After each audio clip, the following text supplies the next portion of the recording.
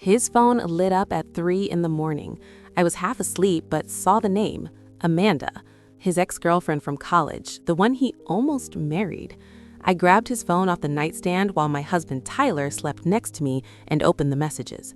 My heart was pounding, my hands were shaking, and I was ready to find proof that would end our marriage. But what I found changed everything. Tyler and I had been married for 4 years. We met through mutual friends 3 years after he and Amanda broke up. He'd been honest about her from the start, said they dated for 5 years, lived together, talked about marriage, but ultimately wanted different things. She wanted to move back to her hometown. He wanted to stay in the city. They split amicably. I'd never met Amanda, never talked to her. She was just a name from his past that didn't matter to our present, or so I thought. About 2 months before that night, his phone started going off more than usual. He'd check it, type something quick, put it away. I didn't think much of it at first, but then it kept happening. During dinner, during movies, in the middle of conversations. "Who keeps texting you?" I finally asked. "Just someone from work," he'd say, or "just my brother." Always a quick answer, never showing me the screen. I started noticing other things. He'd take calls in the other room, stay up late on his phone after I went to bed, be distracted during conversations, like his mind was somewhere else. The worst part? He changed his phone password. We'd always known each other's passwords, never had secrets. Then one day I went to check the weather on his phone and it was locked with a new code. "Did you change your password?" I asked. "Oh yeah, work made us update all our security stuff. New password every 90 days now." It sounded reasonable, but something felt off. My friend Bella said I was paranoid, that I was looking for problems that didn't exist, but my gut wouldn't let it go. Then came that night, 3 in the morning, his phone lighting up. Amanda. I unlocked his phone with his new password. Took me 3 tries, but I got it. My hands were shaking so bad I almost dropped it. I opened the messages, started scrolling, and what I saw made my stomach drop. Dozens of messages, going back weeks, him and Amanda texting constantly. I started reading from the beginning, ready to see flirting, reminiscing about old times, plans to meet up, something that confirmed my worst fears. But that's not what I found. The first message was from Amanda, sent 6 weeks ago at 2 in the morning.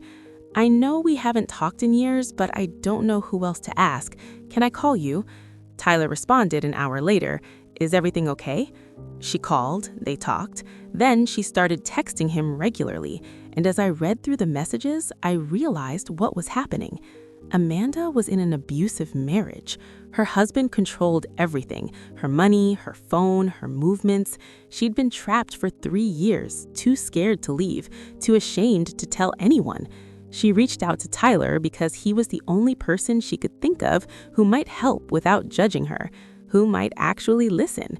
And he did, but not in the way I feared. Every single message from Tyler included boundaries, clear ones. "I'm married now. I love my wife. I can help you find resources, but that's where this ends. I'm going to give you my wife's number too. She should know we're talking. Have you called the domestic violence hotline? Here's the number again. My wife and I can help you find a lawyer, but you need to make the call." He kept redirecting her to professional help, to hotlines, to shelters, to lawyers, and he kept bringing me up over and over. "My wife is amazing. She works with families in crisis. She'd want to help you too. I need to tell my wife about this conversation. I don't keep secrets from her. My marriage is the most important thing to me. I can't be your primary support, but I can connect you to people who can be." Amanda kept apologizing for bothering him, kept saying she understood if he didn't want to help, that she knew she had no right to ask. And Tyler kept responding with kindness, but firmness. "You deserve to be safe, but I'm not the person to lean on emotionally. I'm married. That line is clear for me. Let me help you find actual support." Then I found the message from 2 weeks ago, Amanda asking if they could meet for coffee. Tyler's response, "No, that's not appropriate. My wife is my priority, but I can connect you with a counselor who specializes in domestic violence. Here's her number." I kept scrolling, found messages where he asked if he should tell me what was going on. I want to tell my wife about all this. She deserves to know, but I also want to respect your privacy. What would make you feel safer? Amanda said she was embarrassed, didn't want anyone else to know, asked if he could wait until she figured things out.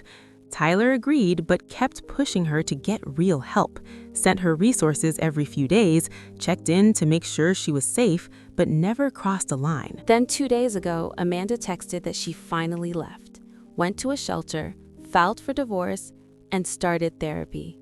Tyler responded, "I'm proud of you. That took courage. My wife and I are here if you need anything practical, but you need to build a real support system. This can't be on me." The last message, the one that came in at 3 in the morning and woke me up. "Thank you for not giving up on me. And thank you for respecting your wife through all this. She's lucky to have you. I hope someday I find someone who loves me the way you love her." I sat there in the dark holding his phone, tears running down my face. Not because I was sad, because I felt like an idiot.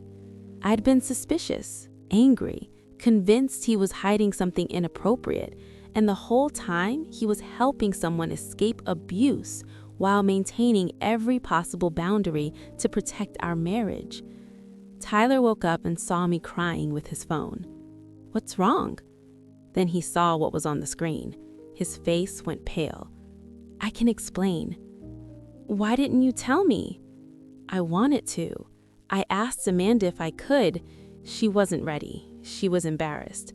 But I was planning to tell you soon whether she wanted me to or not. I don't like keeping things from you." "Your messages, you mentioned me in almost every one." "Because you're my wife. She needed to know that boundary existed, that this was me helping someone in danger, not me reconnecting with an ex." "You could have just not responded. Let her figure it out on her own." "She was being abused. I couldn't ignore that, but I also couldn't let her depend on me emotionally. That's not fair to you or to her. She needs real help, not an ex-boyfriend who's married." I handed him his phone back. "I'm sorry I went through it. I'm sorry I didn't tell you sooner. I should have, even if Amanda wasn't ready." We stayed up the rest of the night talking. He told me everything, how Amanda reached out, what her situation was, how he'd been trying to get her to actual resources, how guilty he felt keeping it from me even though he had what felt like a good reason. "I kept bringing you up in the messages because I wanted her to know where I stood, that my marriage is everything to me, that I wasn't available for anything beyond practical help. And I wanted there to be a record of that in case you ever saw. In case I went through your phone like a crazy person.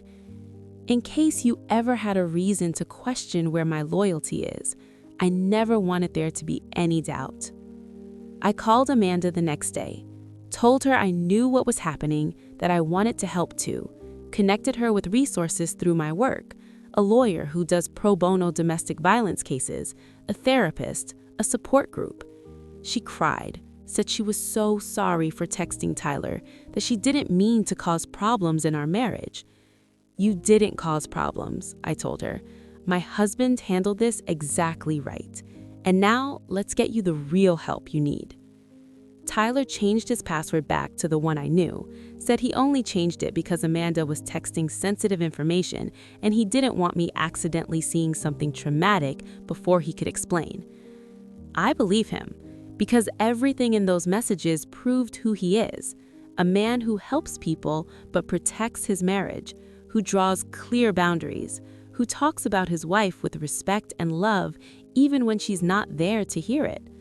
Some women would still be angry, would say he shouldn't have engaged at all. But I work in crisis intervention.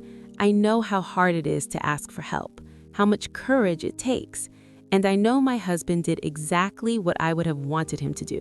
He helped, but he did it the right way.